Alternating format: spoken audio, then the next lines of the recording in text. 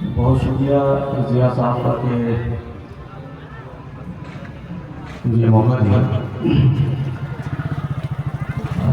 جتنے بھی لوگ ہیں جہاں تک آواز آ رہی ہے میں پہلے ان سے معافی مانگتا ہوں کہ میری زبان میں بول کر میں الفاظ زیادہ ہیں، کیونکہ جن چیزوں کو میں دیکھ پاتا ہوں اب اس پیشے میں آ گیا، یہاں پر سچائی اتنی اچھی نہیں ہوتی جتنی کتابوں میں دکھتی ہے۔ اور میں ضیاء صاحب کی بات سے اتفاق رکھتا ہوں کہ کردار بعد میں آتا ہے، کردار جو ہے وہ آپ کے اخلاق پہلے ہیں اور کردار بعد میں، اخلاق پہلے ہیں اور کردار بعد میں۔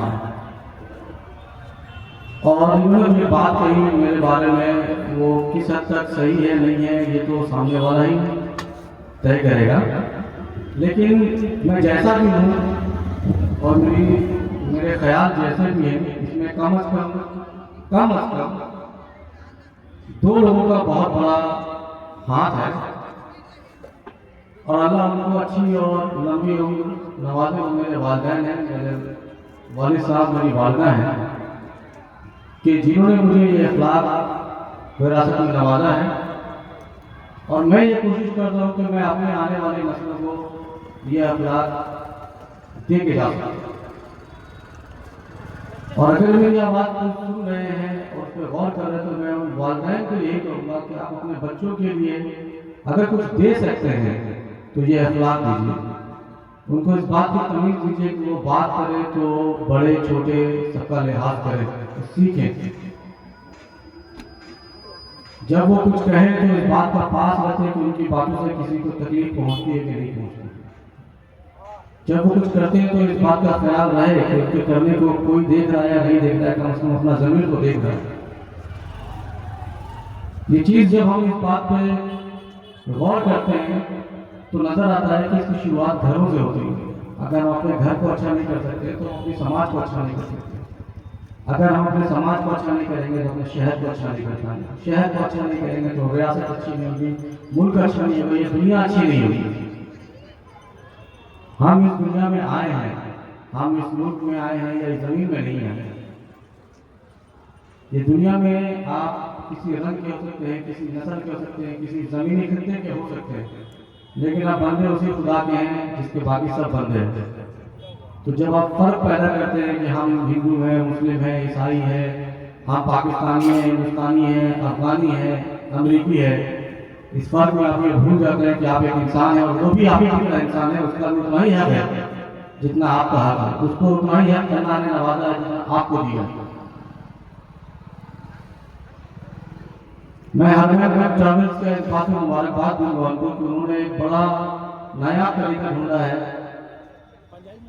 اور وہ طریقہ یہ ہے کہ وہ اپنے یہاں سے قرآن اندازی کرتے ہیں، لوٹری نکالتے ہیں اور کسی دو لوگوں کو حرمین شریفین کی زیارت کرنے کا موقع نوازتے ہیں۔ موقع یقیناً اللہ نوازنے والا ہے، یہ ذریعہ بنتے ہیں، اور میں اس بات میں مبارکباد دیتا ہوں۔ لیکن حرم شریف پہنچنے کا شرف سب کو نہیں ملتا۔ اگر ہم اسلام کی 5 بنیادی چیزوں کی بات کریں تو حج آخری آتا ہے، اور زندگی میں ایک بار ہے جب آپ کو حج کرنا فرض ہے۔ آپ کو اللہ نے استطاعت دی ہے، آپ ہر سال کیجئے، کوئی فرق نہیں پڑتا ہے، تعمر کیجئے، لیکن فرض صرف ایک بار۔ اور ان 5 میں جو سب سے اہم ستون ہے، ان 5 کو رکھا نہیں گیا ہے، ان ستون سب سے اہم ہے، وہ ہے علم، پڑھنا، جو ہم بند کرتے ہیں۔ پڑھنے کی بڑی بدقسمتی ہے کہ لوگوں نے یہ بانٹ دیا ہے کہ پڑھائی دنیاوی ہے اور دینی ہے، ایک مذہب کی پڑھائی ہے اور ایک دین کی پڑھائی ہے۔ قرآن میں ایسا کوئی فرق نہیں ہے۔ قرآن میں آپ کو بایولوجی مل جائے گا، جیوگرافی مل جائے گا، کیونکہ قرآن ہسٹری بڑی ہوئی ہے، قرآن میں میتھمیٹکس ہے، قرآن میں سائنس کے ہر شعبے میں بات کی گئی ہے، قرآن میں اینتھروپولوجی ہے، قرآن میں ایسٹرولوجی ہے۔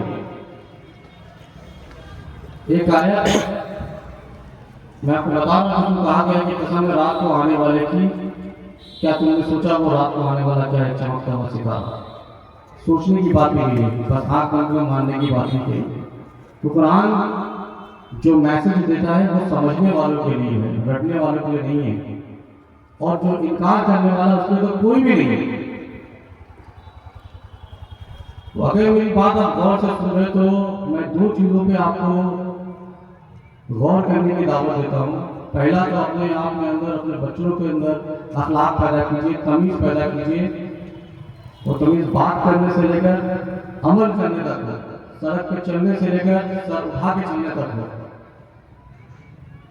سر اٹھا کے چلنا ایک گھمنڈ کی بھی نشانی ہے، اور سر اٹھا کے چلنا ایک فخر کی بھی نشانی ہے کہ آپ کے پیچھے جن لوگوں نے محنت کی ہے وہ آپ کو سر فخر سے شرف لا کے کہیں کہ ہاں میں نے اپنی زندگی جس کی پیچھے لڑا کے اس میں مجھے شرف رکھنا ہے کہ ہاں سڑک پہ چلنا تو بولو عزت سے میرا نام ہے۔ یہ آپ کو طے کرنا ہوگا، یہ آپ کو طے کرنا ہوگا کہ اپنا راستہ کیا چل ہے۔ جب آدم علیہ السلام کو پیدا کیا گیا تھا، اور میں چاہوں گا آپ کے ساتھ میں غور کریں کہ جب قرآن کو ترتیب دیا گیا تو پہلے 30 آیاتوں تک قرآن میں 3 لوگوں کا ذکر کیا، 3 طرح کے لوگوں کا۔ آیت نمبر 1 سے لے کے آیت نمبر 5 ایمان والوں کی بات کی گئی۔ پھر اس کے بعد کے 3 آیتوں میں ان لوگوں کی بات کی گئی ہے جن لوگوں نے ایمان نہیں لایا۔ Clear categorisation. ایمان والوں پہ 5 آیت، الف لام میم ذالک الکتاب لا ریب فیہ شروع ہوتا ہے، 5 آیت ہے۔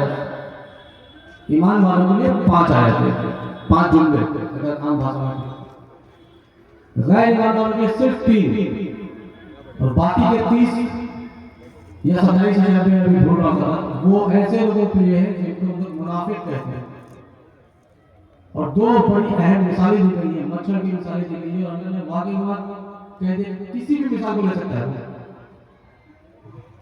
وہ جو منافق کی مثال تھی وہ ان لوگوں کے لیے تھی کہ جب اسلام کی دعوت دی جائے تھی محمد صلی اللہ علیہ وسلم کے ذریعے، ان لوگوں نے دھوکہ دیا ہے، اور وہ دھوکہ خود کو دیا ہے۔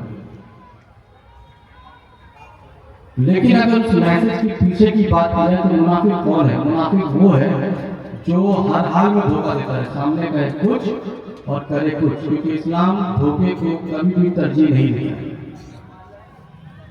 اگر آپ اس چیز کا تہیہ کرتے ہیں کہ مجھے یہ اچھا کرنا ہے اور آپ اس کے پیچھے دھوکہ کر رہے ہیں، آپ منافق ہیں۔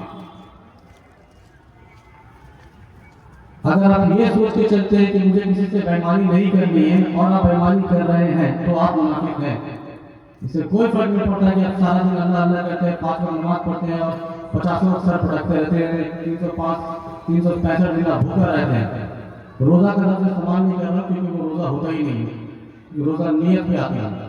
بھوکا رہنے کو روزہ نہیں کہتے ہیں۔ 2 دن کے بعد رمضان اسٹارٹ ہے، آپ اپنے سڑکوں پہ دیکھیں گے پورا دن ایک اسپتال بنا ہوتا ہے اور رات بھر چاندنی رات رہتی ہے۔ کسی کو یہ 5 لوگ ہیں جو نماز پڑھ رہا ہے تو تراویح اللہ کے لیے ہو رہی ہے یا محلہ کے لیے ہو رہا ہے؟ 5 دن میں تراویح ختم، 10 دن میں تراویح ختم، باقی دن عیاشی شروع، دن میں بھوکا رہنا، یہ روزہ ہے۔ اور اگر آپ اس طرح روزہ رکھتے ہیں تو یہ بھی منافقت ہے۔ اگر آپ حلال کا نام لے کے حرام کما رہے ہیں تو یہ بھی منافقت ہے۔